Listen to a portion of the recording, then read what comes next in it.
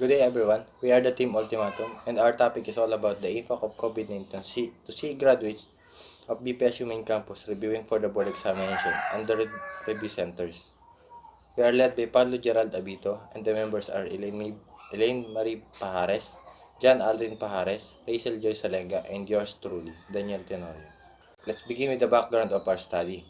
COVID-19 is a disease caused by a new discovered type of coronavirus affecting the respiratory system of the host. According to the American Council on Education, some fictional reports brought fear to the university students, dropping the enrollment of scale to 15% in the coming fall of 2020. According to UNESCO, 1.5 billion students around the world is affected by school and university closure. Executive Order Number 566, a review center is an agency that offers programs and courses to help reviewers in the refreshment and enhancement of their knowledge and skill as preparation for the licensure examination. In the figure, it appears that the chart comparing the national passing rate with BPSU passing rate long time 2014 to 2019. As portrayed, there are noteworthy fall between the two parameters, which relates to the lack of the college in giving quality instruction important to the national board examination. The Philippines is lacking research study investigates the impact of COVID-19 on students, especially civil engineering graduates preparing for the board examination under the review centers. The general objective of our study is to assess the impact of COVID-19 to civil engineering graduates reviewing for the board examination, especially to determine the learning barriers encountered by the graduates during the review center amidst the pandemic, and to determine the strategies of the different review centers and their perspective with regards to the use of online platforms. Lastly, to provide the graduates with information with regards to the strategies of review center use. Our study will benefit the community as it provides the public with knowledge about the pandemic, making everyone prepared for this kind of situation. Our study can also be used by future researchers, such as basis when pursuing or continuing same kind of related topics. I will be discussing the review of related literature. The first study is entitled Barriers to Online Learning in the Time of COVID-19, a national survey of medical students in the Philippines. This study also aimed to identify barriers to online learning from the perspective of medical students in the developing country. They sent out an electronic survey to medical students in the Philippines to gain data for their study. Just like the said study, our study also aimed to identify barriers but that encountered by the CE graduates during the review amidst the pandemic. Also, the study and our study shared some common strategy to gain data. Next is barriers exploring the critical challenges and factors influencing the e-learning system usage during COVID-19 pandemic. The provision and usage of online and e-learning system is becoming the main challenge for many universities during COVID-19 pandemic. So this study aimed to identify the critical factors that affect the usage of e-learning system. They came up with the result of technological factors, e-learning system quality factors, cultural aspects, self-efficacy factors, and trust factors were the critical factors that hugely affect the usage of e-learning system. Last study that will support our study is entitled Study on the Performance of Graduates of Bataan Peninsula State University BS Civil Engineering Program in the Civil Engineer Board Examination 2014 to 2016 as basis of program enhancement. This study aims to determine the trend in the performance of the BS Civil Engineering Program in the Civil Engineer Licensure Examination. The study therefore arrived with the following conclusion. Out of 407 students, 110 became licensed civil engineers from May 2014 to November 2016. Hydraulics and geotechnical engineering is the subject strength of the examinees. Structural engineering and construction is the subject wherein examinees are the weakest. First-time and on-time takers have a higher chance of passing the licensure examination. Hello everyone, I will be discussing our research methodology. Our research methodology consists of three parts: research design, research instrument, and research respondents. Our study used quantitative descriptive approach since we aim to identify the different learning barriers faced by the graduates and the strategies used by the review centers. Research instrument. The questionnaires were taken and revised from Dr. Baticolan's study pertaining to barriers of online learning in the time of COVID-19. Our research respondents were the civil engineering graduates of BPSU main campus, batch 2020, who are currently reviewing for the board examination under review centers. Conceptual framework. First, we collected information and data from studies and articles. Then, we administered survey questionnaires to 56 civil engineering graduates of BPSU who are currently reviewing for the board examination and their chosen review center through online platforms. Then, we analyzed and interpreted the data we gathered.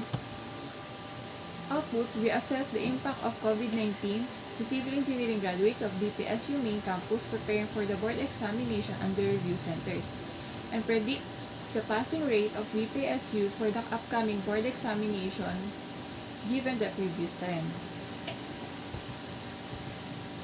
To get the sample size, we use Cochrane's formula. First, we use the formula for infinite population, where the formula is n sub 0 equals d squared times p times q over e squared, wherein z is the z-score, p is the estimated proportion of population, q is 1 minus p, and e as the margin of error. Then adjust the formula using the formula for small population, wherein n is equal to n sub 0 over 1 plus quantity n sub 0 minus 1 over n, where n sub 0 was the recommended sample size we got earlier and n as a total population. Substitute the given, z is equal to 1.96, p as 50%, e as 5%. Then we substitute the values and we get n sub 0 is equal to 384.16. To adjust the sample size, use the formula for a small population.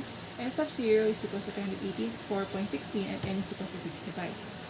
Substitute, n is equal to 55.717, approximately 56. Here is the frequency percentage table of the respondents per review center. Then we use the weighted mean formula to analyze and interpret the data we gathered from the survey questionnaires, where W is the weights and X as values. Result and discussion. In this table shows the result of our survey. Regarding to technological barrier indicator, the highest score was 30 over 56, dealing with unreliable, slow, or no internet access. And by weighted mean, the technological distraction pertaining to games and social media is the highest, with the value of 2.64 scaled of 10. Regarding to individual barrier indicator, the highest score was 31 over 56, dealing with lack of interest in the lecture. And by weighted mean, the needs to fulfill other responsibilities is the highest, with the value of 2.8 scaled of 10. Next slide please. Regarding to review center barrier indicator, the highest scored was 31 over 56, dealing with poor communication between learners and instructors. And by weighted mean, the excessive workload is the highest, with the value of 2.21 scaled sometimes. Regarding to other barrier indicator, the highest score was 44 over 56, dealing with power outage. And by weighted mean, the issue with service provider is the highest, with the value of 2.5 scaled sometimes. Next slide please.